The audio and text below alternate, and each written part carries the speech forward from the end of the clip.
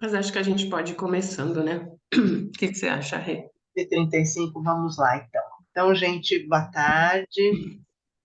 Nós vamos, então, na sequência, a programação do Congresso da ISAC.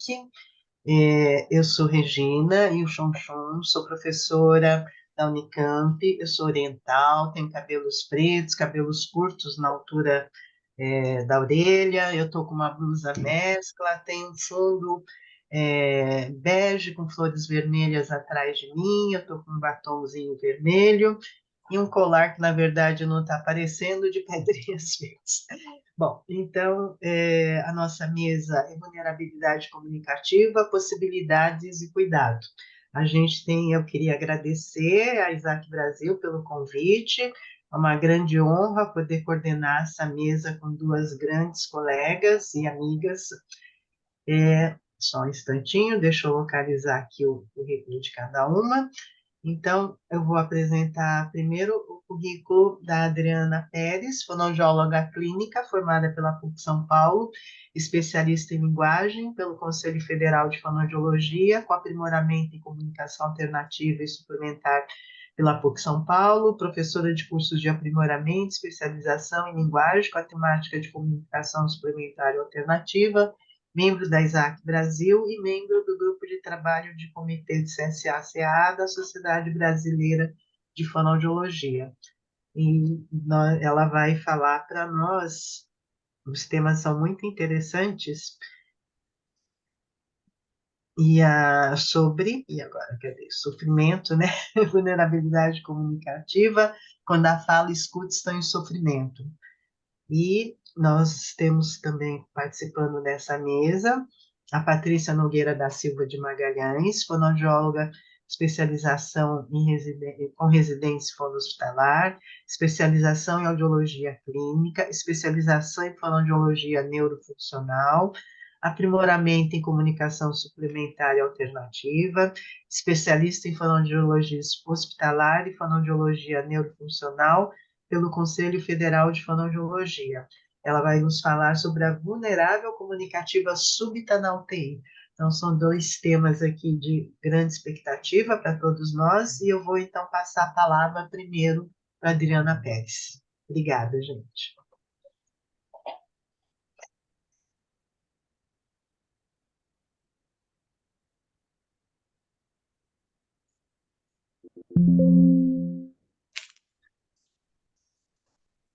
Boa tarde, eu sou a Adriana. Tudo bem com vocês? Vou fazer minha audiodescrição através dessas imagens. Eu sou uma mulher de pele clara, cabelos loiros na altura dos ombros, uso óculos. Eu estou usando um conjunto preto com um casaco xadrez preto e branco por cima. Eu tenho um sorriso no rosto, estampando a minha alegria pelo convite de estar aqui no Congresso de Comunicação Alternativa, ao lado de duas grandes amigas e profissionais que eu admiro nessa área de comunicação alternativa, e vendo tantas amigas e colegas aqui para dividir esse momento com a gente. E quem me conhece sabe que também trouxe comigo os anjos, os santos, Jesus, para abençoar esse momento, para que ele seja um momento muito gostoso de troca, né? Quando a gente recebe um convite para falar no congresso, uma responsabilidade muito grande, porque a gente tem sempre um público diferente, a gente tem sempre as expectativas e a gente quer sempre dar o melhor do que a gente aprendeu em muitos anos aí. E com certeza a gente aprende muito com as perguntas de vocês, com a fala das outras colegas de mesa. Então, eu queria primeiro compartilhar com vocês o quanto esse tema me fez viajar no tempo e me trouxe vários questionamentos e me fez pensar o quanto a gente está em constante busca de aprendizado para dar sempre o melhor para os nossos pacientes. Quando a gente pensa em vulnerabilidade comunicativa, muitas vezes, até quando a gente vai procurar uma definição, isso nos remete muito à questão hospitalar, à questão do adoecimento, mas a gente sabe que esse termo abrange muito mais do que isso, né? As dificuldades de comunicação que até a gente pode ter, não só uma pessoa com deficiência, quando a gente vai a uma consulta, quando a gente não consegue fazer com que o outro nos entenda, e aí isso pode envolver uma dificuldade de língua quando a gente vai para um outro país, isso pode ter a ver com o pouco conhecimento que a gente tem daquilo, com as tecnologias assistivas que a gente precisa e que a Paty vai falar também, né? Que pode ter a ver com audição, com visão e tanta coisa. Então, eu fiquei pensando no tema do meu aperfeiçoamento em comunicação alternativa em 2001. O tema do meu TCC era Em Busca de uma Atitude Interdisciplinar em CSA. Naquele tempo, eu entendia isso como que se as pessoas soubessem o que era CSA. Em 2001, quando eu e mais algumas malucas falávamos de CSA, ninguém sabia o que era. O que essa louca está falando? E aí achavam que isso não era coisa de fono, era coisa de TO, era coisa de outros profissionais. E aí eu entrevistei todas as pessoas dos locais de trabalho que eu tinha contato com pessoas com necessidades complexas de comunicação, perguntando o que era linguagem, o que era o sujeito para eles, o que era a comunicação alternativa, e eu vejo o quanto a gente caminhou, mas o quanto a gente ainda tem para caminhar. Então, o termo mais conhecido de vulnerabilidade comunicativa é qualquer falha na comunicação entre o paciente e o seu interlocutor, levando à desautorização ou privação do indivíduo em participativamente da sua recuperação. E, de novo aqui, o quanto um diagnóstico faz com que essa vulnerabilidade comunicativa aumente. Seja esse diagnóstico lá no comecinho, quando a gente tem o diagnóstico de uma criança com TEA, e ela já passa a ser vista como quem vai dar trabalho, vai ter alteração de comportamento, os pais vão viver nas terapias, como quando a gente recebe um diagnóstico de uma doença incurável. Né? Então, quanto isso faz com que mude a forma como o parceiro de comunicação encara essas pessoas. E, de novo, tem a ver com expressão e com compreensão. Essa vulnerabilidade não é de quem só não se expressa, mas é muitas vezes de quem não compreende. Ou seja, tem a ver com fala e com escuta.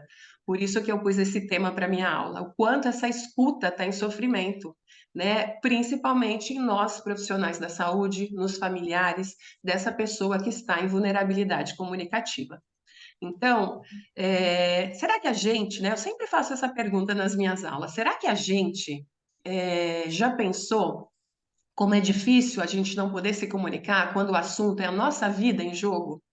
Não poder se expressar, não poder fazer uma pergunta sobre esse diagnóstico, ou dizer que eu tenho medo dessa agulha que está chegando, não poder fazer uma pergunta sobre um exame que alguém pediu, ou como uso uma pomada, quando vai ser a minha alta, eu vou morrer? Não poder dizer que a água do banho está muito quente e que a comida está sem sal, está sem gosto nenhum. Não poder dizer que eu estou com saudade dos meus netos e por isso que eu choro aqui na UTI, todo mundo sai me medicando. Não poder contar que o plantão do tio João é muito mais legal, que o dia mais divertido é quando eu recebo a visita do vovô e a sobremesa do pudim que a nutricionista me mandou. E eu poder contar para a médica que ela é muito legal. Não poder contar para o meu filho que eu estou sendo abusado sexualmente pelo meu enfermeiro. Alguém já se imaginou numa dessas situações? Muitos pacientes em vulnerabilidade comunicativa ainda estão e se sentem sem voz e sem vez. A comunicação eficiente no decorrer de qualquer processo de cuidado, além de ser um direito do paciente, é uma ação que contribui muito para a qualidade da assistência que a gente dá, pensando nos maiores níveis de conforto e de bem-estar. Não existe qualidade de vida sem uma boa comunicação. Então, todas as pessoas, independente da extensão ou gravidade das suas deficiências, têm o direito básico de fazer diferença por meio dessa comunicação nas condições de sua própria existência. E a Maria de Jesus já trouxe isso com muita propriedade, que para as pessoas com necessidades complexas de comunicação, muitas vezes é a única forma que a gente vai garantir esse direito. E quem é responsável pela comunicação e pelo acolhimento desse paciente, da sua família, desse sofrimento? É a fonoaudióloga que cuida da comunicação e é a psicóloga que cuida do sentimento, né? Isso no ambiente hospitalar muitas vezes é delineado assim e como se os outros profissionais não tivessem nada a ver com isso. Quando a gente sai e vai para outros espaços, esses papéis todos se misturam e muitas vezes eles também perdem a sua especificidade, que é importante sim. Trabalho interdisciplinar é maravilhoso, né? Todo mundo pensando, estudando e criando comunicação alternativa é maravilhoso, mas existem especificidades. Então, a primeira coisa é a gente pensar que a gente pode ser excelente do ponto de vista técnico, eu posso ter pós-doutorado lá no exterior, mas se eu não for bom de papo, se eu não souber conversar com o meu paciente, com seus familiares e com a equipe, de nada todo esse meu conhecimento técnico vale. Então, quando a gente pensa, né, eu tenho trabalhado atualmente em cuidados paliativos também, e tem sido um aprendizado diário, né, não só quando os nossos parentes queridos estão em cuidado paliativo, mas também quando a gente trabalha, e um dos grandes objetivos é isso, da qualidade de vida, que envolve o respeito às suas vontades, valores, crenças, baseados em práticas humanistas. Então, também aqui a boa comunicação vai ser a base do cuidado. E afinal, o que é essa tal dessa comunicação? A gente nem chegou na alternativa. A comunicação significa participar algo, tornar comum. É através dela que os seres humanos partilham diferentes informações entre si, tornando o ato de comunicar uma atividade essencial para a vida. Já começa aí. Partilhar algo, tornar comum. O que eu, parceiro de comunicação, realmente quero tornar comum e quero participar para o outro no ambiente hospitalar? Será que eu quero que o outro saiba do seu diagnóstico? Será que eu estou pensando que o outro nem sempre está pronto para ouvir tudo aquilo e da forma médica e técnica, como eu estou dizendo? Né? Eu, fonoaudióloga, eu, enfermeira, eu, a moça da nutrição, que vem trazer aquele prato e a alegria, né? A Paty pode falar melhor do que ninguém, a alegria que é a comida, né? Mas muitas vezes a comunicação mais presente no hospital e na vida de quem está em vulnerabilidade comunicativa é o silêncio. E para o silêncio não há recurso de comunicação que dê voz e que dê vez. Então esse silêncio parte de mim, né, filha do seu Gilberto, que chega para o médico e fala, por favor, não fala para o papai que ele tem um câncer. E do médico que foi criado, né, estudou para trazer a cura. Como é difícil para o médico se deparar com a possibilidade de morte. E eu, fonoaudióloga, que fui criada, estudei e fiz tantas coisas saindo da faculdade, eu vou fazer todo mundo falar, né? E nem sempre isso é simples. Então, o silêncio grita. E aí é o paciente que muitas vezes está em silêncio, não por opção, mas porque ninguém me dá voz, né? E aí todo mundo finge. O paciente finge que não percebeu que ele está doente, e lá, mas ele nem percebeu. Ah, não, ele não tinha nada, ele está no hospital há dias, ele está fazendo um monte de exame, ele está vendo a esposa chorando, e aí, tá tudo bem. Então, o silêncio, ele expressa aquilo que a gente não está conseguindo expressar em palavras. Mas muitas vezes a gente usa esse silêncio, o paciente não quer, a família não quer. Às vezes a gente precisa invadir o silêncio para oferecer ajuda, porque o outro não está conseguindo pedir ajuda. Então, quando a gente vê essa placa não é para a gente ficar no silêncio absoluto, é para a gente fazer silêncio onde for preciso, né? Porque o silêncio, ele escuta, ele abraça, ele acolhe, ele tanto cura como adoece. Ele alivia, ele traz distância ou ele aproxima, né? Então, que a gente possa entender o que são os nossos silêncios. E muitas vezes a gente não fica em silêncio justamente para não encontrar com a gente, mas a gente só cura aquilo que a gente dá nome, aquilo que a gente verbaliza. Então, para onde vão os nossos silêncios quando não dizemos o que sentimos? Esses silêncios, né, eles vão em cada um de nós, em cada um dos nossos pacientes, em cada um dos familiares se manifestar de uma forma diferente.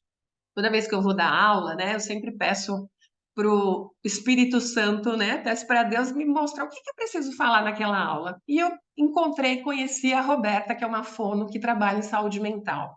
E ela trouxe algumas coisas tão lindas. A importância da linguagem na significação da dor, né? Onde as palavras falham, o corpo fala, o quanto a escuta fala. E esse aqui, que é uma fala de uma amiga dela, Juliana Morina, o quanto ela reflete a importância da comunicação, né? E a gente vai chegar agora na alternativa, e o quanto é trabalhoso, o quanto dá trabalho dar voz para o outro, né? Porque aí ele se constitui sujeito, ele vai questionar, ele vai perguntar por que não estão fazendo outro procedimento. Dar palavra a alguém implica, acima de tudo, dar lugar ao imprevisível. Por isso que não se treina o uso de uma prancha para ser usada com eficiência. A gente tem que conversar. Não adianta eu treinar. Ah, então quando chegar lá na escola você fala assim, assim, assado. Por quê? Porque o que eu digo, o outro me responde algo que é imprevisível. E aí como é que eu lido com este imprevisível, né? Então, o que a gente precisa para uma boa conversa, né? A gente precisa saber o que a gente quer dizer, a gente precisa estar na altura do outro, e esse estar na altura não é só a altura física, é o nível de linguagem que o outro é capaz de me compreender, quanto é importante comunicação alternativa para a entrada da informação dos nossos pacientes, o quanto uma boa conversa, né? Com quem que você gosta de conversar? Com quem te motiva, com quem te escuta, com quem te olha, com quem te abraça com as palavras, com quem é divertido, não aquele que só vem para testar o que eu sei e o que eu não sei, não aquele que só vem para aplicar um checklist enorme e falar, ele não está me olhando por tantos segundos, ele tem alterações de comportamento, esse afásico, ele não faz isso, não, ele quer falar da vida, ele quer falar do time, ele quer falar para a fono que ele adora comer morango, e que está morrendo de saudade de comer, quando é que essa comida vai voltar a vir pela minha boca e não por esse caninho, esses tubinhos todos aí? Então, a gente não pode subestimar a potência comunicativa da linguagem não verbal, aquela que está chegando para nós profissionais ou familiares e que eu preciso interpretar, eu preciso dar sentido. E a nossa, às vezes o que a gente está falando não está batendo com o nosso corpo, não está batendo com o que eu estou dizendo para o outro. Ah, seu João, vamos lá. Ah, seu João, vamos lá, vai, o senhor tem muito que melhorar. Não bate. Então, eu vou confiar em quem? Eu vou conectar em quem? Eu vou conversar com quem? Com aquele cuja a linguagem, a comunicação não verbal está validando a comunicação verbal. Quantas vezes o que o outro mais quer é um toque, é um abraço, do que 1000 palavras. E quantas vezes a criança está se organizando para falar, o adulto está se organizando e a gente está lá. Ontem a Gayle falou sobre isso e eu achei uma graça. É isso, né? Um bom parceiro de comunicação nem sempre é aquele que quer mais ajudar e aquele que mais fala, né? Mas é aquele que respeita o ritmo, aquele que interpreta, que dá sentido. E claro, esse outro precisa, por isso que ele precisa da linguagem, ele precisa saber o que ele quer dizer e como ele vai dizer, mas ele precisa, e ele vai, os nossos, nesse caso, vão precisar de um recurso. Mas a gente tem que dividir, que a gente tem que não colocar todo o peso da ausência de comunicação lá na pessoa que está em vulnerabilidade comunicativa. E aí, eu sempre dou esse exemplo porque eu acho ele muito real, né? Quem é o culpado de uma conversa ruim, né? Quando a gente está avaliando, né, a gente bota o foco na dificuldade do outro. Paciente pouco colaborativo, manteve os olhos fechados sem respostas aos estímulos verbais. A gente corre para canetar isso no prontuário, mas a gente não corre para dizer. Profissional cansado, sem escuta, não deu bom dia, olhou o tempo todo no relógio e no celular. Nem olhou para o seu João. Perguntou tudo ao acompanhante, ignorou a comunicação não verbal. Será que a gente se corre para canetar isso? Não precisa canetar no prontuário, mas para nós mesmos? Eu acho que essa minha paciente, quando eu pedi para ela, né, o que ela queria que eu dissesse que é uma boa coisa para o outro, para o profissional saber. E ela escreveu entre várias coisas, eu destaquei essa outra. Que ele descobrisse em si mesmo o verdadeiro sentido da palavra respeito. Comunicação é respeito, é conexão. Então a gente precisa gerar essa conexão, essa confiança. E quando eu através do meu olhar, da minha voz, da minha expressão, estou presente, os meus gestos dizem muito mais do que as minhas palavras. E eu preciso ser instrumento de potência para os nossos pacientes. E a melhor maneira de fazer isso é prestar atenção. Quem é esse outro? Né? Me desculpem que já conhece essa minha frase batida, mas eu sei que tem muita gente que nunca me ouviu falar. Eu sempre digo, a gente tem que mergulhar na história de vida daquela pessoa que está com a gente. Então, são assuntos significativos e que fazem parte da história de vida dela que vão trazer conexão, que vão trazer vocabulário, que vão me ajudar a pensar nesse recurso, de como eu vou organizar, em que ambientes ele vai usar. Então, é falar sobre pintura, falar sobre compras no mercado, se ela adorava fazer isso, é conversar sobre cavalo, se ele era ecoterapeuta, é aproveitar um hiperfoco de alguém e depois a gente vai melhorando isso, mas primeiro eu tenho que me comunicar. Então, quem é a Dona Maria do 42? Além do diagnóstico de afasia, câncer de mama e do quadro de ansiedade. E tantos outros que a gente pode pôr, disfágica, aprática, né? O que deixa a Dona Maria feliz? Como é a sua rotina e quais são os seus sonhos? Ah, a Dona Maria adora tomar um café. Uma simples pranchinha com vocabulário, temática, vai fazer muita diferença na vida dela. E aí a gente tem as definições que a gente está careca de saber, mas o que é importante? CSA para resolver desafio cotidiano de comunicação. E aí, né, eu não consegui ouvir muito do nosso congresso, né, ouvi um pouquinho hoje da mesa de comunicação multimodal e fiquei muito feliz de ver o quanto as colegas falaram sobre isso, né? Quanto você pode sim usar um sistema robusto, e é isso que a gente quer, mas estratégias e ferramentas para cada ambiente, para cada diferente parceiro. Então, aqui a gente tem a alta tecnologia e a gente tem a baixa tecnologia. Qual foi melhor? Aquela que fez maior diferença na vida daquela pessoa. Uma luzinha do 1,99 para uma adulta com ela, que ela mesma escolheu esse recurso, né? Então, a gente vai oferecer tudo que a gente tem de recurso. Uma simples folha de sulfite plastificada lá no quarto do hospital pode trazer muito benefício. E eu estou explicando como o meu paciente fala assim, não, para que não fique cada um, né, Paty? A enfermeira fala, seu João, um sorriso para o sim e um bico para o não. Entra o outro, uma piscada para o sim, duas para o não. Entra o outro que quer fazer movimento. O cara lá quase morrendo e quer que faça exercício, né? Uma médica pediu para mudar o jeito que a gente tinha combinado sim e não. O quanto isso aqui tudo pelo eye tracking aqui à direita, escolher o que eu vou comer, né, o que eu quero fazer agora, conversar sobre o meu time. Aqui uma paciente adulta, uma recurso financeiro para comprar qualquer coisa que fosse precisa, o que deu certo no começo. Escolher o meu vestido, eu sempre fui muito vaidosa. Foi muito difícil usar o eye tracking, depois a gente foi para o eye tracking, ela começou a escolher a música que ela queria, mas não está no recurso, e está no recurso aliado a tudo isso. A gente tem um monte de artigos hoje em dia, a gente tem muita evidência científica e a gente precisa cada vez mais escrever, cada vez mais ler e escrever, mas a gente precisa muito ouvir as pessoas com necessidades complexas, né? Então, começando pelos nossos pequenos, porque as crianças também estão em situação de vulnerabilidade, né? Nós temos muito a dizer e sobre todos os assuntos, né? Então, aqui uma pequena em cuidados paliativos, e eu já fui querendo um monte de vocabulário. O primeiro vocabulário, orar. Eu quero agradecer, eu quero pedir, e depois a gente foi testando um monte de recurso. O recurso que fez mais sentido foi esse simples alfabeto.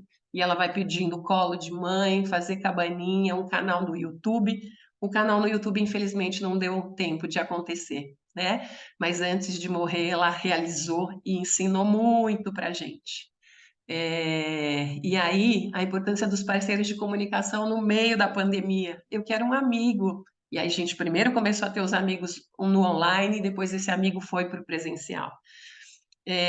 Outra coisa importante, eles têm direito a conhecer tudo que existe de recurso. A família quis conhecer, a gente tentou o eye tracking, não deu muito certo, ela tinha uma questão visual importante. A família pediu para alguém ir lá levar esse teclado. Aqui, naquela época, a gente não tinha facilidade de hoje. Eu estou indo numa feira com uma paciente adulta com ela que quer conhecer tudo que existe. Eu não posso, se eu acredito só no PECS, só oferecer PECS. Eu não posso, se eu gosto muito do Bliss, só oferecer o Bliss se aquela família já me disse que não é aquilo que ela quer, nossa, o pode, ou o nome que for, né? A gente tem que mostrar o que existe, né? Não somos nós que escolhemos. Mas eu gosto do TD Snap. Mas para aquele paciente o melhor não é o TD Snap. Mas eu vou ter que estudar o Asterix Grid, que chegou aí agora, que é gratuito. Vamos. Às vezes a gente vai estudar junto com a família, junto com alguém, com algum profissional da tecnologia. Eles têm o direito de saber tudo o que existe, mesmo que a gente não seja referência naquilo. Eu vou encaminhar para uma colega, né? Eu faço curso de tudo e mais um pouco, né? Como vocês viram, eu estou um pouco velhinha, né? 2001 eu já estava lá fazendo meu TCC. E eu estou aprendendo diariamente com pessoas que chegaram agora na área, com tantas mestras e principalmente com as famílias e com os pacientes. Então, eu não posso remover nada da minha caixinha de ferramentas. Eu li isso, não consigo achar referência de quem falou, mas é isso, eu não sei quem vai chegar ali. Eu não sei qual é a melhor ferramenta, qual é a melhor estratégia. A gente tem muito ainda para caminhar, né?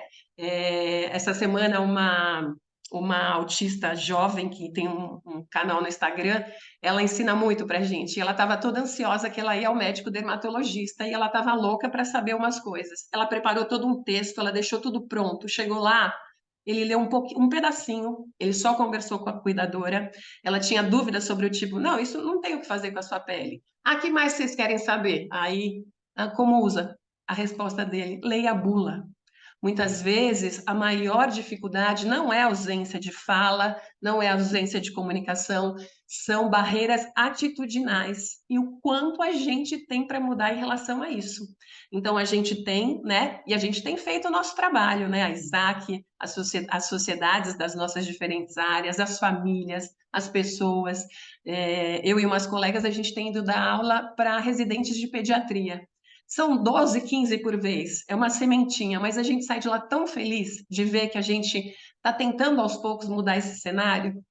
Então a gente vai usar, né, as ferramentas no hospital, ou quando a gente está falando em cuidado, para falar a escala de dor, aonde é a dor, né, poder falar sobre a morte, o que eu quero fazer, meus últimos desejos. E a gente também pode fazer diferença quando a gente está exercendo a nossa profissão. Esse é o André, um pequeno lindo com AMI. Aqui tem ele falando um trechinho bem pequeno. Aí. Bom dia. Meu nome é André. Eu tenho 6 anos. Eu vou apresentar sobre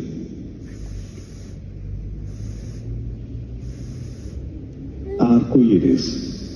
Aí, então a gente tem ele na escola, ali a mãe está dando um toquinho, e depois junto com a TO, junto com o pessoal da tecnologia, vamos pensar no mouse, aqui no meio ele já não precisa disso. E eu, toda vez que vou dar aula, eu peço autorização, né? Eu até peço que ninguém filme, né? Ponha na rede social os pacientes que eu estou mostrando. Olha o que ela escreveu, né? Eu liguei hoje, ela, Adri, eu já falei que pode usar quando quiser. Eu falei, não, cada aula eu vou perguntar. Aí ela escreveu, essa semana fomos fazer audiometria, e a fono foi maravilhosa, e adaptou o teste. Ela falava as palavras no fone, e ele falava pelo iPad o que ele ouvia. Foi muito legal. E aí eu falei para ela, já vou contar hoje isso. O quanto é importante. Pequenas coisas, aqui um consultório de odonto, que adaptou tudo pensando nas pessoas com autismo. Se tem um lugar que eu tenho medo, é o consultório do dentista. Eu tenho medo da dor e depois da conta que ele vai me dar para pagar. E aí, olha que coisa bacana. Na sala de espera, a criança já vai entendendo. Então, às vezes, a gente tem uma pequena estratégia. Aqui, o banheiro de um posto de saúde simples, que não tem muito recurso. Aqui, a enfermagem que usa ali para explicar o que ela vai fazer. Aqui, numa escola da Espanha, quando eu fui conhecer, o que a criança pode fazer se acaba o papel higiênico. Então, aqui a gente não está falando de sistema de comunicação alternativa, a gente está falando de ajudas visuais, mas a diferença que pode fazer. E aqui um médico que arrumou um jeito, 2, né, dos pacientes não perderem o horário, cada um do que ele tinha ali.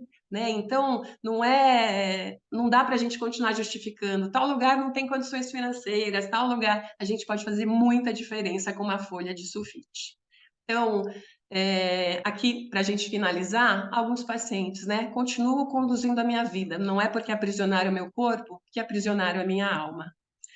Essa paciente que eu sempre trago ela para as minhas aulas, AVC, a vida continua. CSA, continue sendo autor. Essa é uma área que me angustia. A gente conta nos dedos profissionais que atendam pacientes afásicos com questões com dificuldade de comunicação, né? E aqui fica nítido, porque o paciente tem uma questão de linguagem. Ah, então é o fonoaudiólogo. Sim, é o fonoaudiólogo que entende das questões de linguagem, que vai fazer uma avaliação, que vai ver onde estão as dificuldades, que vai pensar junto, né? Como eu falei, a interdisciplinaridade ela é muito importante, mas a gente tem que voltar. E quando eu digo que na minha profissão é importante as questões de linguagem, eu não estou dizendo que os outros não se comuniquem, que os outros não são bem-vindos. Pelo contrário, o que me encanta na área de comunicação alternativa é a interdisciplinaridade. Que bom que meus pais não desistiram de mim e a comunicação alternativa me deu voz para voltar a viver. Não desista dos seus sonhos. Uma paciente com esclerose lateral amiotrófica que me ensinou tanto, e ela me ensinou uma coisa que até hoje eu não aprendi. A gente precisa se cuidar para poder cuidar. Ela dizia muito isso, né? E a gente tem conversado muito isso na área dos profissionais de saúde, o quanto a gente precisa estar bem para cuidar do outro. O quanto a CSA não é mágica, por isso não dá para só ir lá na internet imprimir algo e querer que o sujeito se comunique. Aqui uma dentista explicando o que vai acontecer. Aqui eu e a psicóloga, né? Como eu disse, eu não vou nunca exercer o papel do outro. Eu posso dar escuta, mas quem vai trabalhar os conteúdos emocionais é o psicólogo que está ali junto comigo. Eu falei, por favor, essa paciente tá me trazendo muitas coisas emocionais. É aqui o cuidador? Eu penso que aquela ideia, né, de trabalho para 2001, ela é muito viva hoje, né? Eu fugi a minha vida inteira do mestrado e doutorado, talvez um dia eu ainda chegue lá e eu vou continuar a querer estudar isso. Como é que a gente vai perceber que cada um de nós é peça fundamental nesse trabalho? Que para que o sistema de comunicação seja realmente utilizado, cada símbolo precisa ter um sentido, precisa ser significado, porque quando eu aponto um símbolo, o significado não foi construído. Quando eu rabisco um desenho, precisa de construção, precisa de linguagem. Ontem achei tão lindo a Gayle falando que primeiro a linguagem, depois o sistema, depois o acesso, depois as outras coisas, né? E eu diria, primeiro o sujeito e a sua linguagem, depois a gente pensa em tudo isso. Se a gente não conectar, se a gente não tiver um olhar para a linguagem, a gente não trabalhar essa linguagem em equipe, né? Cada um com o seu olhar, a gente não vai conseguir chegar onde a gente quer. Então, eu acredito que o sentido da vida seja fazer sentido a outras vidas. Cada uma dessas formas de expressão precisam ser significadas, precisam ser interpretadas. E que a gente nunca se esqueça que a palavra falada é uma ilha em meio a um oceano de possibilidades de comunicação, mas que a gente não se esqueça também que a comunicação tem pressa, que a gente precisa, o mais rápido possível, pensar em tudo isso que a gente tem discutido neste congresso, na área de comunicação alternativa, e que a gente possa, junto, cada vez mais levar voz e dar vez para essas pessoas com necessidades complexas de comunicação. Muito obrigada.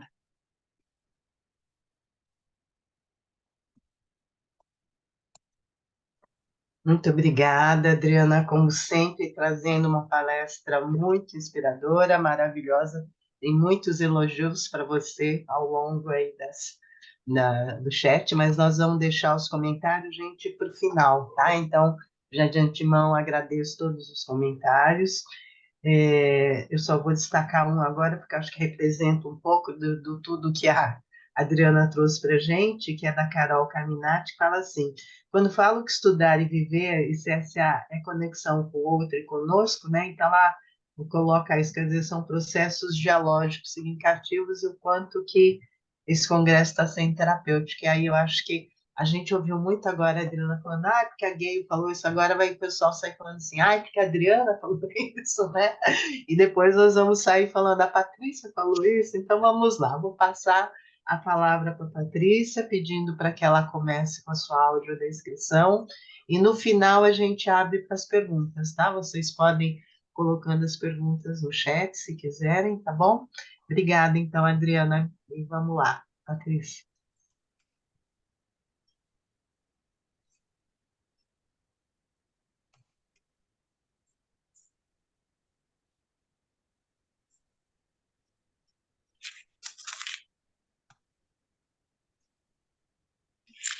Boa tarde, eu sou Patrícia Nogueira, estou muito feliz, muito honrada de estar aqui com vocês. Nossa, como o convite me deixou feliz em estar com duas colegas que eu tenho muito amor, que eu tenho muita admiração, que são professoras, né? Minhas professoras. E eu vou fazer minha audiodescrição dizendo que eu sou uma mulher de pele clara, olhos e cabelos castanhos na altura dos ombros, uso óculos e estou vestida com uma roupa de listras brancas e rosa. É, estou feliz demais de estar aqui com a Regina, com a Adriana, com vocês. Tenho algumas coisas para falar a respeito da minha vivência e trago para vocês a vulnerabilidade comunicativa súbita na UTI. Adriana fez uma aula lindíssima e trouxe a vulnerabilidade, o conceito de vulnerabilidade mais conhecido, mas eu gosto muito de pensar na vulnerabilidade como uma condição de comunicação ineficiente de um indivíduo por disfunção na expressão da fala e ou alteração na audição, que prejudica a percepção da fala do interlocutor. Ambas disfunções dificultam a troca de turnos adequada em um diálogo, além de impossibilitar a manifestação da vontade, opinião, sensação da pessoa atingida pela falha na emissão oral.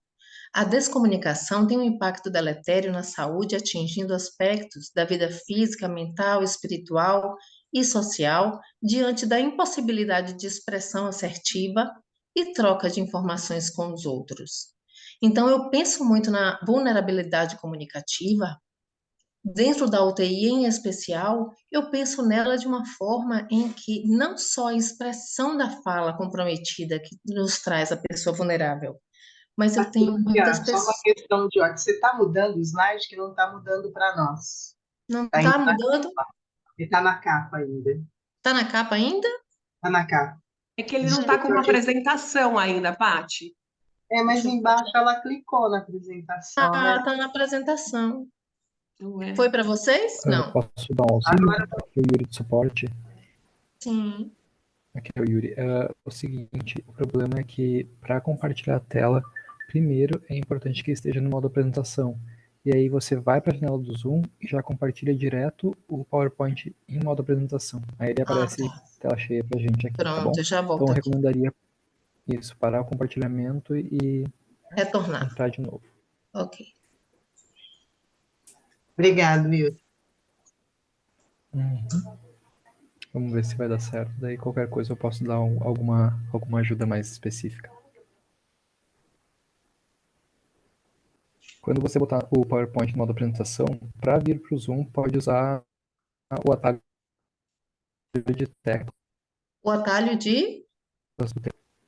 para a panela do Zoom. É, Ou então tá cortando um pouquinho. o atalho de teclas no teclado tem o Alt, que é bem, sim, o Alt Tab, né? bem à esquerda da barra de espaço. Isso. Veja agora se com as Então, suas bota orientações aí eu acertei. Acertou. Agora, interessante, não passa para mim. Passando para vocês? Não. Não mudou, tá no Você slide pode- que tem os A pezinhos. vulnerabilidade, né? Eu fiz Você a... pode, Hum, você pode usar o Alt Tab para voltar para a apresentação, porque provavelmente você está no Zoom agora. Deve estar vendo a tela do Zoom, eu imagino. Aí, voltando para a apresentação, você clica ali na tela da apresentação e fica tudo certo. Pode tentar, por favor? Só para a gente ver se... sim. Tá, pode passar um slide? Ver se agora vai. Eu então vou para essa tela?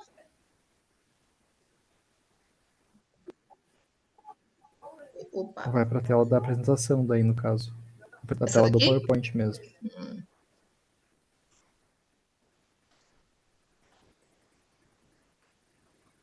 A outra maneira que daí seria... poderia ajudar seria compartilhar a área de trabalho inteira.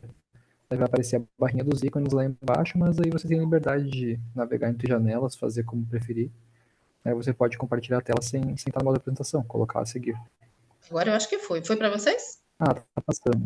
Tá Ah, passando? foi. Então conseguimos. Que bom, desculpem, viu? Então, retomando, quando eu penso em vulnerabilidade comunicativa na UTI, eu penso muito, não só na expressão da fala, mas eu penso na compreensão por falta de audição também. E isso é muito perigoso. A vulnerabilidade comunicativa na UTI é um risco de vida. Por quê?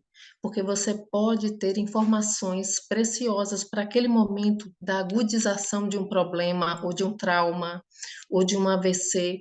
Você pode ter informações valiosas que estão só com você. E você mantém a sua cognição, o seu nível de alerta, mas você não tem como passar essa informação, ou você não tem como entender a pergunta que o médico te fez.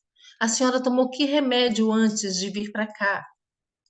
Não consegue compreender. Então, em muitos casos, é preciso usar a comunicação alternativa no método reverso. Usar uma prancha de comunicação para fazer a pergunta através da prancha, porque ela tem o visual, mas não tem a audição. Então, pensando no paciente UTI, a gente está com um paciente diferente, muitas vezes, da criança que está desenvolvendo a linguagem.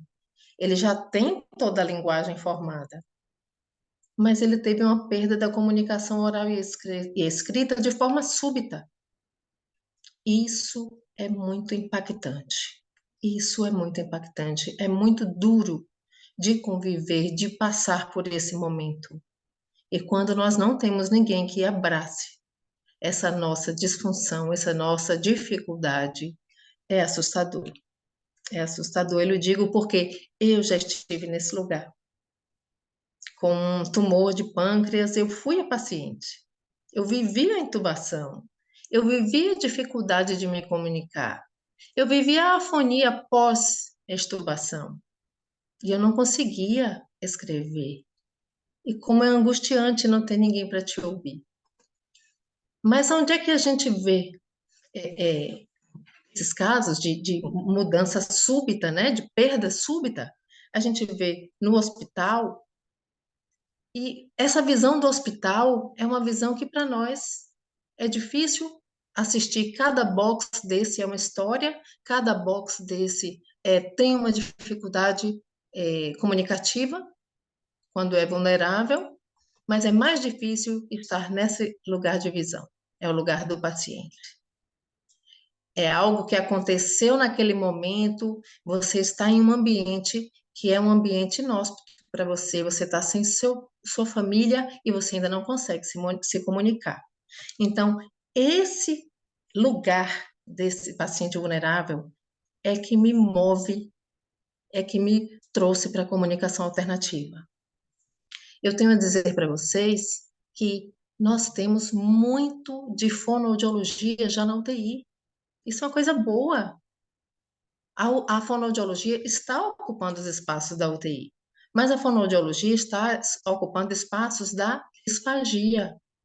A vulnerabilidade comunicativa trazida pela intubação, pela afasia, pela traqueostomia, não está sendo vista. A demanda é altíssima, mas eu vou na UTI e só trabalho com disfagia. Nossa, nós precisamos repensar. Nós precisamos fazer uma provocação. Seu paciente que é vulnerável, se você alimenta, você sabe se ele tem a sensação de globus faríngeo? Você sabe se ele tem a sensação, você está sem um padrão muito importante para avaliação, que é a voz. Como é que ele sentiu essa deglutição? Ainda tem resíduo após deglutir? Saiu alimento pelo nariz que você não percebeu? Ele teve a sensação de que voltou alimento pelo nariz? Olha como é importante ter a fono da disfagia, ter uma condição de fazer uma avaliação ou conseguir instalar um processo de comunicação alternativa naquele paciente.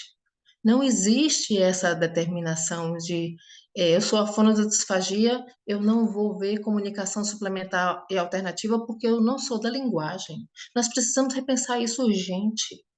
porque a demanda está lá e a demanda precisa ser contemplada, porque são pessoas que estão lá em vulnerabilidade. E o que é que causa essas questões de intubação, de traqueostomia? Nossa, o AVC é o campeão. E aí a gente vê uma dificuldade de fala importante. E às vezes nós temos o AVC entubado, o AVC traqueostomizado. Para a traqueostomia, nós temos uma gama enorme de problemas respiratórios, problemas cardíacos, problemas de traumas, né? Então, a gente precisa entender que esse paciente que está na intubação, ele não fica dormindo o tempo todo, não. Chega um momento que ele vai precisar, sim, de comunicação suplementar e alternativa. Ele precisa saber, a primeira pergunta dele é: o que está acontecendo? Ninguém diz a ele o que está acontecendo. Você é entubado. Você está entubado por esse X, Y ou Z, e a gente está tentando tirar esse tubo de você, te extubar. Fique calmo. É muito difícil a equipe, na hora do atendimento, na hora do calor dos atendimentos na UTI, ter muitas vezes a sensibilidade de parar e conversar com o paciente que não pode falar. Eles entendem esses pacientes como: eu não vou me comunicar porque ele não vai me trazer nada de volta. Isso é muito triste, né? Muito triste. Temos também aqueles pacientes com traqueostomia, sem a válvula da fala. Nós temos um dispositivo, que é a válvula da fala, que quando acoplamos, ele consegue falar, consegue se comunicar, e aí ele sai dessa condição de vulnerabilidade. Mas tem muitos pacientes que não têm teto para o uso da válvula da fala. E ele é um vulnerável, sim. Por quê? Porque o fluxo aéreo dele, ele sai do corpo antes de chegar à prega vocal, por causa da traqueostomia. O ar está entrando muito mais abaixo, e entrando e saindo. Todo paciente também com desconforto respiratório, a gente viu isso no COVID, é um paciente vulnerável à comunicação. Se ele falar, ele não respira. Se ele deglutir, ele não respira. Então, a gente primeiro tivemos um embate na questão de todo paciente com desconforto respiratório é um disfágico. Foi muito difícil para eles entenderem isso no COVID. Só que agora a gente já vai além. Todo paciente com desconforto respiratório agudo é um vulnerável na comunicação. Ele não consegue falar bem. E a gente precisa do uso de prancha, sim. A gente precisa de métodos de comunicação alternativa, sim. Os pacientes laringectomizados, muitos casos, não têm desenvolvido a escrita. Nossa, todo paciente que vai ser laringectomizado teria que passar pelo fonoaudiólogo antes. Teria que fazer uma sessão de fonoaudiologia, conhecer o método e já ir para a sua cirurgia com o seu método, para ser usado logo no pós-operatório imediato. Muito triste isso não acontecer hoje. Muito triste. Os casos de afonia, os pacientes que não tiveram uma via aérea fácil, tiveram uma via aérea difícil ou passaram mais tempo no tubo. Esses pacientes, ao serem estubados, eles passam por um processo de afonia, eles passam por um processo de não conseguir falar, ficam afônicos, porque as pregas vocais estão demasiadas e não conseguem produzir uma voz audível. São pacientes vulneráveis. Esses são algumas das causas, mas na UTI, eu costumo brincar dizendo, hoje, entrar aqui é um carrossel. O que é que vem para nós hoje? É algo que modifica muito rapidamente, né? A gente tem uma troca de leitos muito rápida e cada paciente que vem com uma história, vem com um quadro clínico diferente, vem com um padrão motor que impede a fala diferente. Então, por isso que na UTI nós temos que ter uma visão de atuação multimodal, sim. Essa vulnerabilidade fica muito mais complexa na UTI quando associado a isso, a ausência da fala ou da compreensão auditiva, a gente tem a ausência de controle de membros. Nossa, aí o caso fica muito mais complexo, porque imagine se você não consegue promover a fala do seu paciente como a válvula da fala numa traqueostomia, ou se o paciente não consegue falar naquele momento e, além disso, ele não pode apontar. Então, o caso fica muito mais complexo.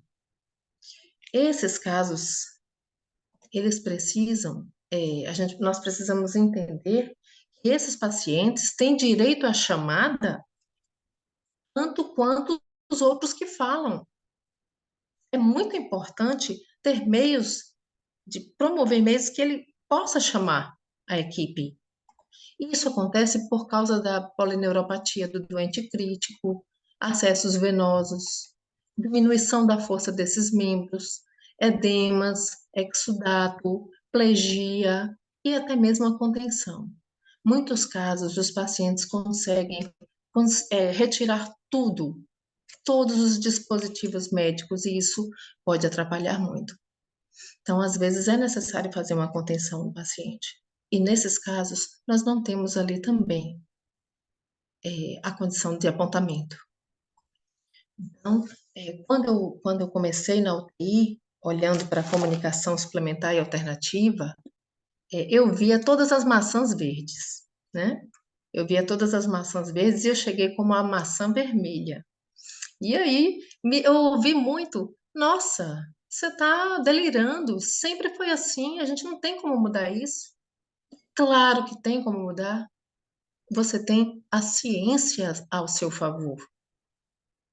Vamos estudar a vulnerabilidade, vamos aplicar métodos, vamos dar a esse paciente o poder de se manifestar. Para isso, alguns foi bom de ouvir, para outros não. Porque tudo que você vai na direção da mudança, quando você vai na direção da mudança dentro de uma equipe, essa mudança pode ser vista como boa, mas também pode mudar padrões de acomodação, né? É muito mais fácil estar num lugar simples e conhecido. E eu ouvia também muito, você é muito criativa. Não, eu não sou criativa. Eu estou estudando, isso é ciência, isso é fonoaudiologia, isso é linguagem. Nós temos, nós temos vários autores pensando sobre isso, nós temos pessoas muito capazes escrevendo, experimentando, trazendo sobre isso. Nós temos mestres dentro da fonoaudiologia, na comunicação suplementar e alternativa. Não sou eu que estou trazendo essa prancha, não sou eu que estou trazendo esse método. Então, para eles entenderem que isso não partiu de mim de uma forma muito criativa, eu ganhei muito respeito quando eles entenderam isso. Eu estava reproduzindo a ciência que eu aprendi. A outra questão na equipe é a sensibilização. A sensibilização da vulnerabilidade comunicativa é algo que nós temos que fazer continuamente. E a gente entende que tem atores que não eram para estar naquele cenário. Se você não consegue sensibilizar uma pessoa sobre isso, a gente entende que essa pessoa era para trabalhar com outro tipo de paciente, não aquele, né? A sensibilização às vezes se faz muito difícil porque nós estamos vivendo aí uma verticalização da saúde, né? Nós estamos assim, os hospitais estão sendo comprados, os hospitais estão comprados por grandes grupos, e isso tem dificultado um pouco. Né? É verdade. Dificultado o quê? O acesso ao paciente. O que acontece? Para você ter a acreditação hospitalar, você precisa preencher várias e várias situações de informações do paciente, informações da casa do paciente, informações do quadro clínico do paciente. E essa burocracia, essa alimentação de sistema, tira o profissional de saúde da assistência. Então, ele já está com muitas ações a fazer no decorrer daquele turno de trabalho, e você ainda vai trazer a comunicação alternativa? Entende como é difícil, às vezes, a gente iniciar, mas é preciso caminhar nessa direção, né? Os materiais que nós temos desenvolvidos para comunicação alternativa dentro da UTI são materiais genéricos e As você não pessoas não têm pode, noção que elas podem ser seus piores inimigos. Geralmente, quem é um autossabotador não se vocês vê não como uma podem. pessoa que bloqueia os acontecimentos da sua vida, Acho que né? eu Que fechei. joga contra. Ele sempre acha que é o outro que joga contra ele. Acho que tem algum Esses microfone. materiais, alguém com Tem o... que fechar para identificar e verificar. Obrigada. Então, o que que acontece? Esses materiais que nós produzimos para a promoção de comunicação, eles passam por uma rigorosa investigação da CCIH, né, a Comissão de Controle de Infecção Hospitalar. E uma prancha para, muitas vezes, nem todo mundo tem vulnerabilidade comunicativa. Uma prancha para 2 leitos não é aceitável. Cada leito tem que ter sua prancha, e isso vai ficando mais custoso. Porque não é só a prancha, a gente precisa de outros métodos, né? A gente precisa também fazer pranchas com especificidades do paciente, pranchas apropriadas para aquele paciente. A gente precisa entender que a modelagem não pode ser feita só com o fono. Você não pode esperar o fono chegar daqui a 12 horas, um paciente que internou agora na madrugada, que ele tem muito para lhe dizer sobre história clínica, e você vai fazer essa modelagem só quando o fono chegar. Você precisa cuidar de avaliar, primeiro, fazer a triagem, avaliar aquele paciente, se ele está apto a fazer o apontamento, se ele está apto a fazer a comunicação alternativa acontecer dentro dos critérios que ele tem e tentar tirar o máximo de informação dele e acolhê-lo através daí. A outra coisa que eu vejo muito junto à equipe é a validação da resposta. A queixa que o paciente faz. Nossa, e como eles fazem queixa? Eles fazem queixa de muita coisa. Entendam, nós precisamos entender que um paciente que fala, muitas vezes pode ter um atendimento X. Um paciente que não fala, pode ser que tenhamos pessoas não tão com tanto cuidado, infelizmente. Podemos ter pessoas que não têm tanto cuidado porque sabem que aquela pessoa não tem como se queixar, não tem como falar, né? Ter o grito retirado do paciente. Como é que você faz essa leitura? Você, técnico de enfermagem, você, enfermeiro, ter o grito do paciente retirado, isso é bom para você? Porque se isso é bom para você, você está no lugar errado. É confortável para você aquele paciente não poder te chamar toda hora, como o outro vizinho que tem fala faz? Ah, eu vou ficar com o paciente traqueostomizado e entubado. Por quê? Porque vai ser mais tranquilo e você não está apta para estar ali. A gente precisa mostrar que isso não é um comportamento correto. Esse paciente que está vulnerável,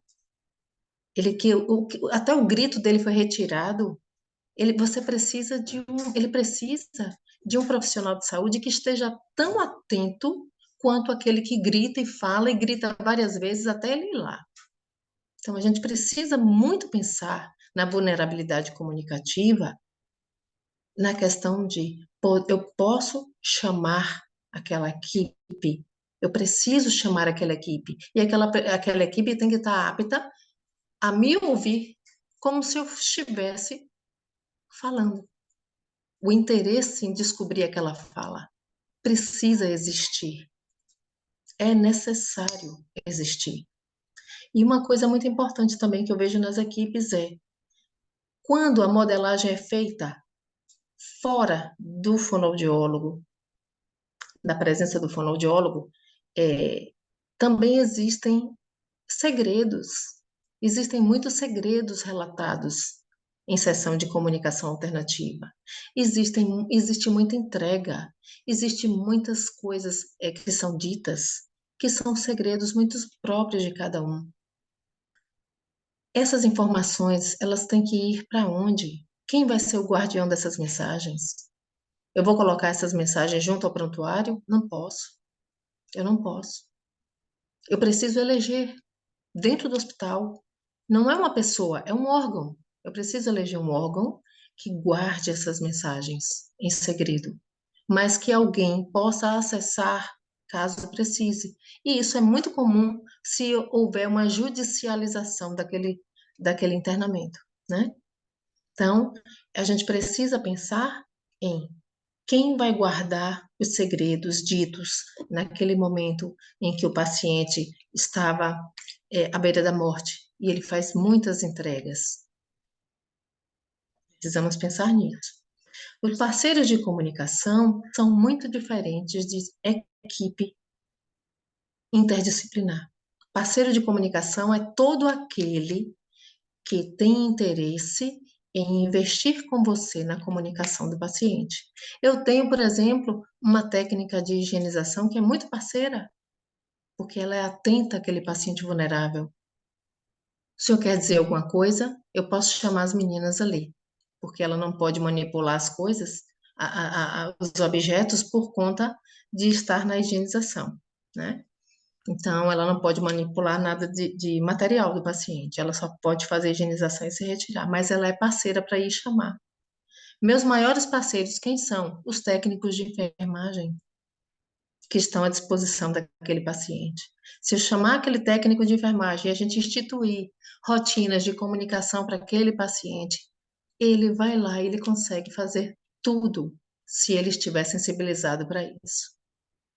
Fisioterapeuta, perfeito parceiro de comunicação.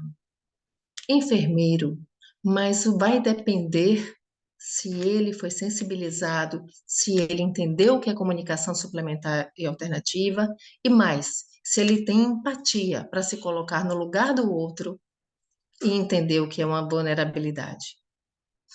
A família é minha melhor parceira de comunicação dentro da UTI. E toda vez que a família consegue fazer essa parceria de uma forma efetiva, eu peço logo visita estendida. Por quê? Porque eu sei que o paciente vai estar muito mais amparado. Ele vai conseguir se comunicar muito mais com um parceiro de comunicação à disposição dele todo o tempo.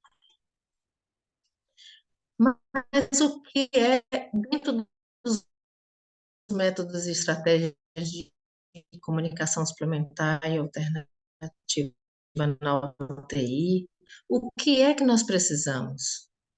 O paciente precisa ter autonomia para dizer se ele quer ou não quer um procedimento, uma visita. Ele precisa ter acessibilidade para chamar essa equipe ao lado dele quando ele precisar.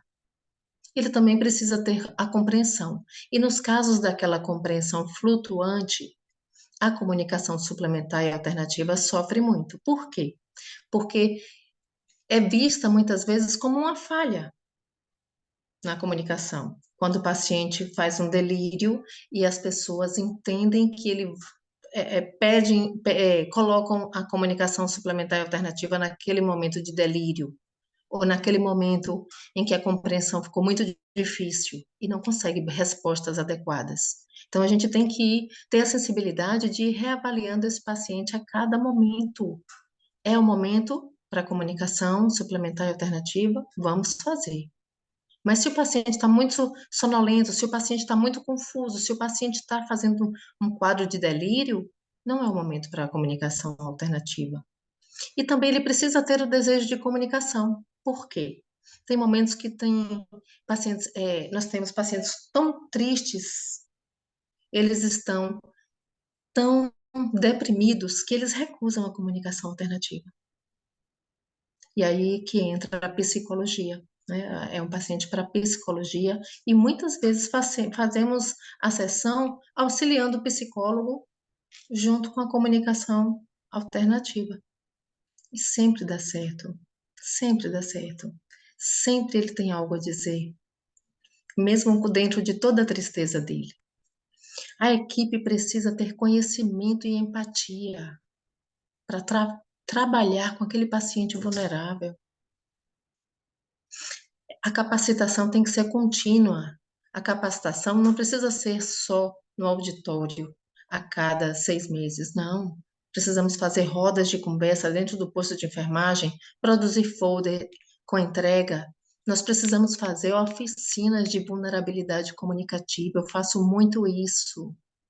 Pega, olha, vem aqui, enfermeiro, coloca o esparadrapo na boca. Só de colocar o esparadrapo na boca, eles já ficam aflitos. Eu falei, ó, esse é o seu paciente. Esse é o seu paciente. Ele não consegue falar. Não, mas eu estou agoniada. Tire isso de mim, não. Agora, além disso, eu vou prender as suas mãos e eu vou lhe dizer uma palavra e você vai ter que reproduzir essa palavra através do método de comunicação alternativa. Isso é muito importante fazer para sensibilizá-los.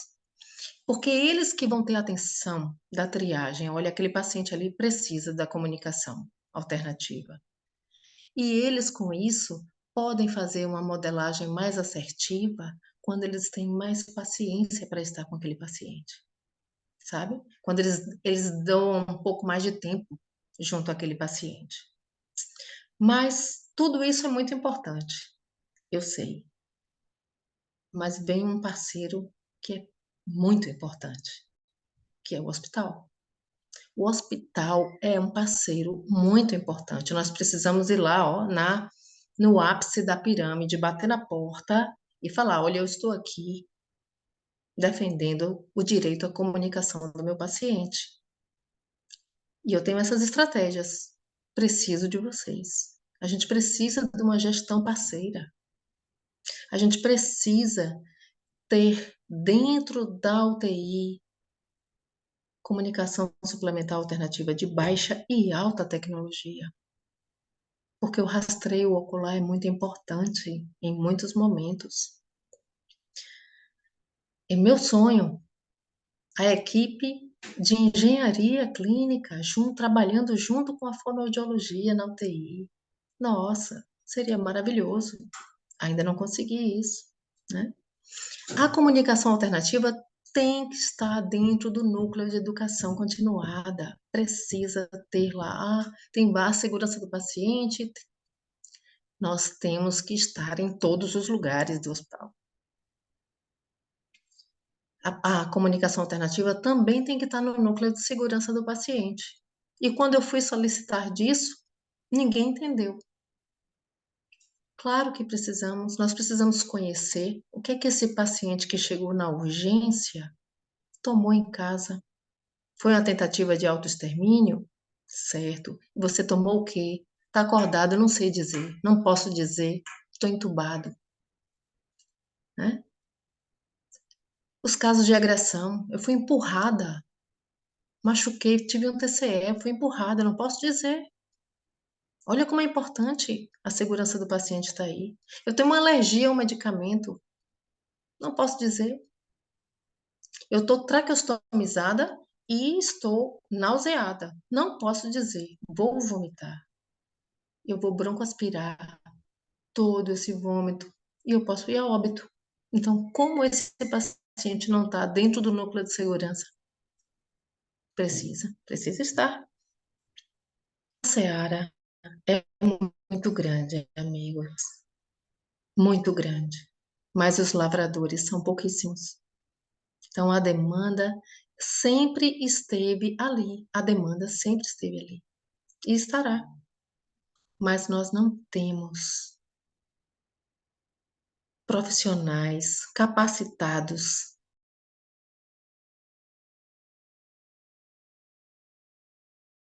Patrícia caiu. Vamos aguardar um pouquinho para ver se ela volta.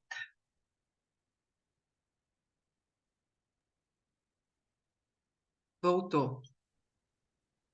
Não voltou para mim. Estava no finalzinho a fala dela, né? Uhum.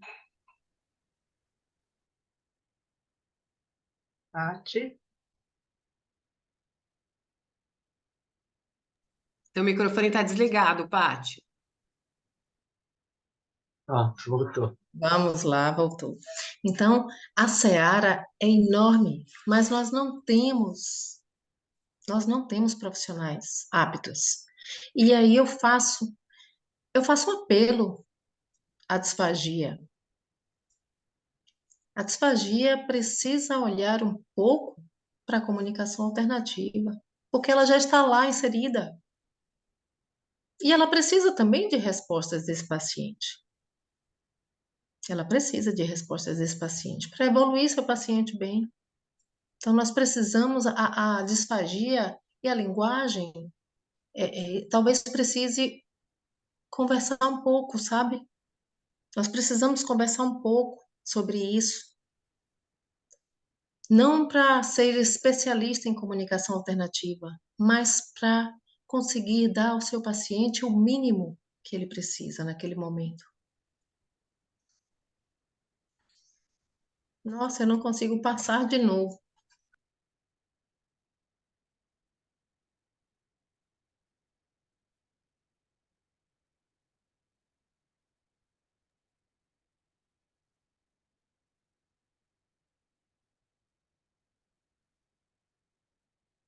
Está em para onde queremos ir. Você está sem áudio de novo, Pati.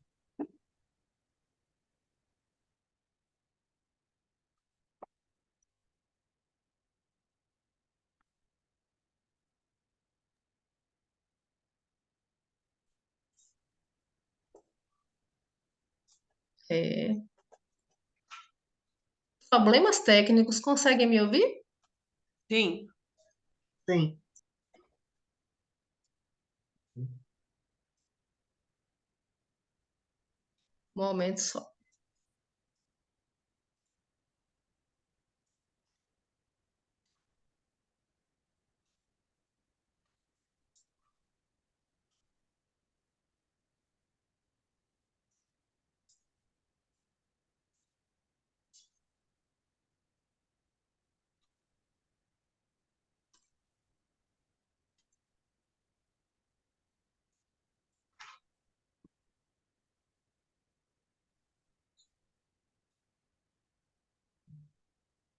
Acho que vamos ter que seguir por aqui.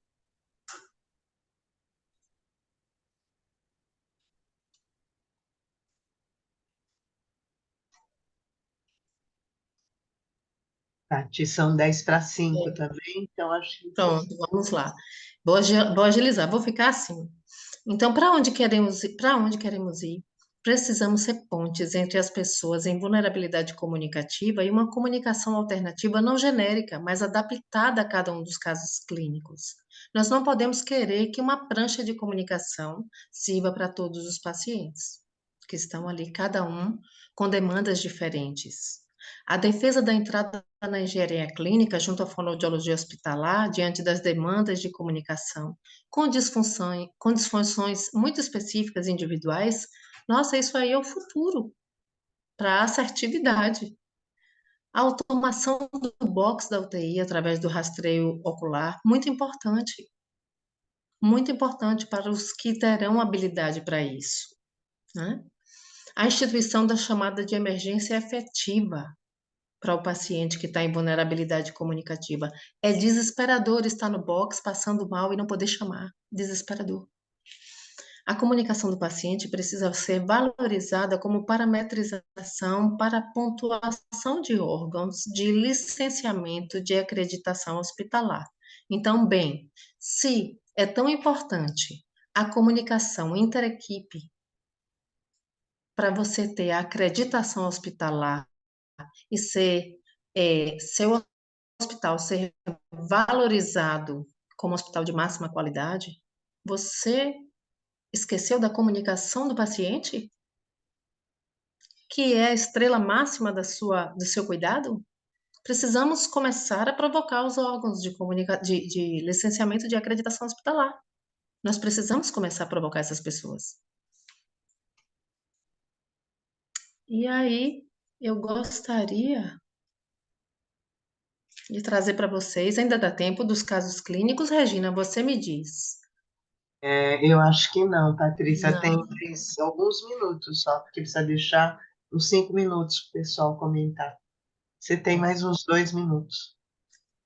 Então, eu queria dizer a vocês que temos muito a fazer na comunicação alternativa, em especial dentro da UTI, onde o paciente já tem uma linguagem totalmente, ele já tem a linguagem dele sem, muitas vezes, sem nenhum tipo de alteração, né? Antes do evento. Precisamos nos fortalecer enquanto profissionais que usam a comunicação suplementar alternativa. Temos que ter canais de discussão abertos para isso.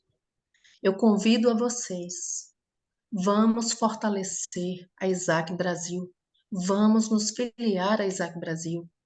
Nós precisamos empoderar esse órgão, nós precisamos que o nosso país seja discutido de uma forma muito mais ampla a vulnerabilidade comunicativa. Juntos nós podemos muito ajudar. Muito obrigada pela escuta. Fico triste de não poder trazer os casos que eram muito importantes, mas Você pode fico apresentar. agradecida de dar na escuta de vocês. Eu espero ter ajudado de alguma Patrícia apresenta um caso, né? Acho que tudo bem. A equipe de suporte disse que poderia também atrasar aqui um forma. pouco. Acho que você pode apresentar um caso. Poderia? Não sei quantos casos Então você tem. vamos lá. Só não sei se tem algum evento, outra mesa aqui, depois não tem, Rê? O suporte falou que pode atrasar um pouco. Eu não vi a programação. Cadê a Ajuda. Tati? Tati está aí para ajudar? É às 17 que finaliza. Finaliza às 17, Regina, não tem outra mesa depois. Uhum. A última atividade do dia. Essa e a outra mesa na outra sala, tá bom? Tá bom, obrigada. Vocês conseguem ver Acho que é um caso, né, Patrícia, para a gente não sim, avançar. sim. Vocês conseguem ver a minha tela? Não. Não. Não? Não é possível. Eu acho que eu vou ter que. Conta, Paty. Eu vou contar, não tem jeito, eu vou contar, gente. Então, o que que aconteceu? Eu queria mostrar para vocês, era uma posição, sabe? Uma posição de Tredelenburg, mas era um homem de 65 anos, um trauma de acidente motociclístico. Ele teve uma fratura de coluna. Então, ele não ele estava traqueostomizado já, ele não poderia ficar em ângulo de 40 graus. Ele teria que ficar no ângulo reto, ou seja, como a gente deita na cama para dormir, com a elevação de apenas 20% da inclinação da cama toda, sabe?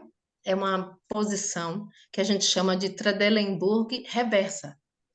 E aí eu tive que fazer um PowerPoint de uma prancha de comunicação e colocar essa prancha num retroprojetor para ficar no teto, porque o rosto dele virava para o teto todo o tempo, né? E aí eu coloquei o óculos com o laser e ele bem delicadamente conseguia movimentar a cabeça. E assim, ele me pediu que, por favor, a namorada dele devolvesse o cartão de crédito que ficou com ele. E pediu que, por favor, chamasse a esposa porque ele queria se reconciliar com a esposa. Ele tinha deixado o casamento por essa namorada e aconteceu esse acidente e a namorada sumiu com o cartão de crédito dele, né? Então, a questão maior dele era o cartão que tinha que vir para o hospital, né? E isso aí foi muito, muito legal, porque o pessoal da TI me ajudou a colocar o retroprojetor virado para o teto e a gente conseguiu fazer uma comunicação, porque ninguém aguentava segurar a prancha o tempo todo para ele, porque ele foi um paciente que ele queria ficar falando o tempo todo através da comunicação suplementar alternativa. E a família foi muito parceira nisso, muito parceira. O outro caso que eu queria trazer para vocês é uma puérpera de 35 anos, obesa mórbida. E logo após de ter neném, ela abriu um quadro de Covid muito importante, foi traqueostomizada, e a gente fazia videochamadas com ela, para ela ver o bebê. Ela não conseguiu terminar o quarto do bebê, de alguma forma, houve algum problema, e ela sabia que o armário, o guarda-roupa do bebê estava instável.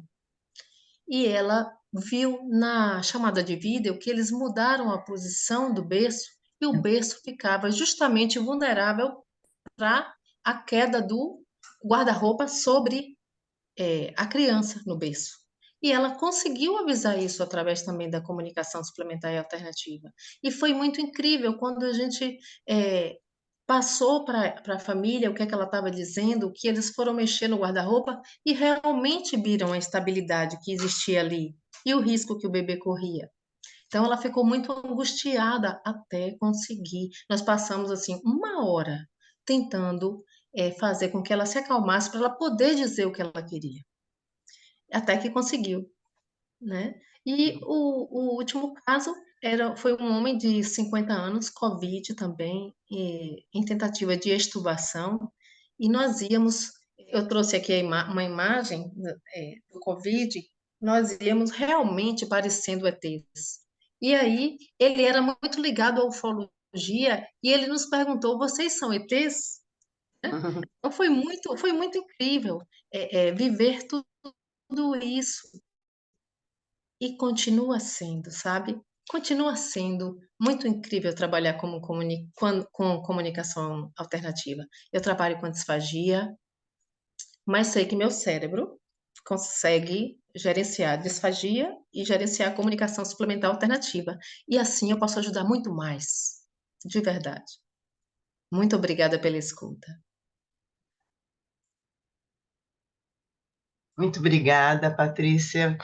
É maravilhosa, como o pessoal está colocando aí. Acho que nós passamos uma tarde meia friozinha aqui, né? E muito inspiradora, com duas falas lindas e complementares, né? Eu achei tão interessante, porque enquanto a Adriana falou do silêncio, você falou do grito retirado, né? Então, vocês foram fazendo contrapontos assim, foi ficando muito interessante, né? A, a Adriana foi falando, então, dessa escuta, da fala, e você foi falar da ausência dos membros para poder, né, se comunicar, e agora você traz exemplo desse paciente lá que você colocou lá no teto, né? Então, eu acho que, assim, uma gratidão imensa pela fala de vocês duas, que trouxeram pontos bem complementares, né, sobre óticas diferentes, muito inspiradoras para a nossa tarde de sábado, né? Nós temos ainda 3 minutinhos, gente. Se alguém quiser fazer alguma pergunta, na verdade, gente, só tem elogios para as duas, muitos elogios e agradecimentos. Vamos ver, a Daniela acho que é uma pergunta. Ela gostaria de saber se vocês já tiveram algum paciente com epilepsia, quando estão entrando no momento de crise, a falta de percepção dos sinais e a dificuldade por conta da fala reduzida podem ficar sem cuidados que acolham, mais do que apenas vejam seus sinais vitais. Vários agradecimentos e elogios de falas complementares. Aí, não sei se vocês querem responder a Daniela Porchetti dessa pergunta da epilepsia.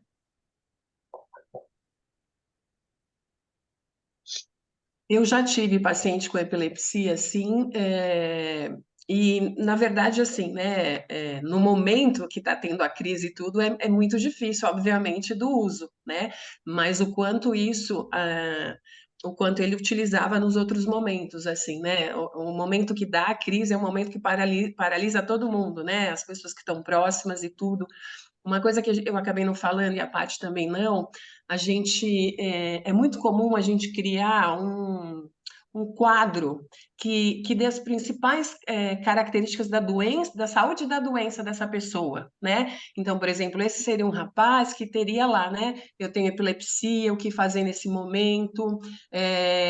Por exemplo, assim, a gente tem pacientes que a gente coloca, né? Como ele se comunica, que ele não gosta quando finalizem uma frase por ele, quando que ele precisa de suporte de oxigênio. Então, a gente tem muito esse cuidado, né, Paty, para alguns pacientes de criar isso, coisas que ele possa levar até sobre a doença dele.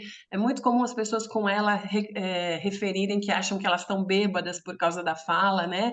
Então, várias coisas que possam ajudar, e principalmente quando muda de cuidador também, né? Já tem um suporte sobre as preferências, que ele não gosta de ouvir, que conversa no momento da novela, né? E fora, uma outra coisa que a gente também não teve tempo, né?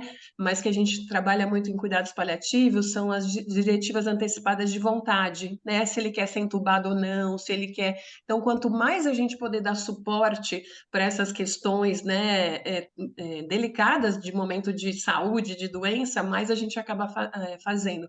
Mas nesse caso da epilepsia era isso, né? As pessoas já sabiam um pouquinho antes como lidar com isso, e até isso que você escreveu, né, Dani, de ir percebendo os sinais de que ele está para ter isso, né? Eu, por exemplo, fui uma pessoa que antes de descobrir que eu tinha hipoglicemia, as pessoas achavam que eu estava tendo um monte de coisa, né? Então, assim, o quanto é importante o outro já ir, porque eu tinha movimentos, né, assim, quando a hipoglicemia era muito forte, de acharem que eu estava até convulsionando ou que eu tinha epilepsia. Então, é legal a sua pergunta nesse sentido, o quanto a gente pode ajudar para que ele tenha, né? E aí a questão da acessibilidade também, algo que ele possa levar no bolso, né? Às vezes a gente deixa no celular, mas é a história de que acaba a bateria também. É isso que você falou aí sobre ter esses quadros antecipados, né, em um card, ou orientações para os cuidadores, isso é muito importante, muito importante. Na UTI também nós temos uma dificuldade muito grande. Você falou sobre isso, Adri. Um pede para fechar o olho para o sim, o outro fazer o bico para o não, e aí chega o outro e modifica tudo. Então, eu tenho um card na cabeceira da cama. Olha, olhou para cima é sim, olhou para baixo é não, olhou para o lado é dor. Então, a gente vai fazendo negociações com o paciente, vendo quais são as maiores demandas, mas tem que estar fixado ali para todo mundo que chegar ver, olha, ali é comunicação, olhou para cima, olhou para cima, olhou para cima, ele está te dizendo alguma coisa. Entendi, Dani. Bom, a Dani complementou ali, Dani, mas eu acho que eu vou dar 30 segundos aí para a Patrícia e para a Adriana falarem suas palavras finais em função do nosso horário.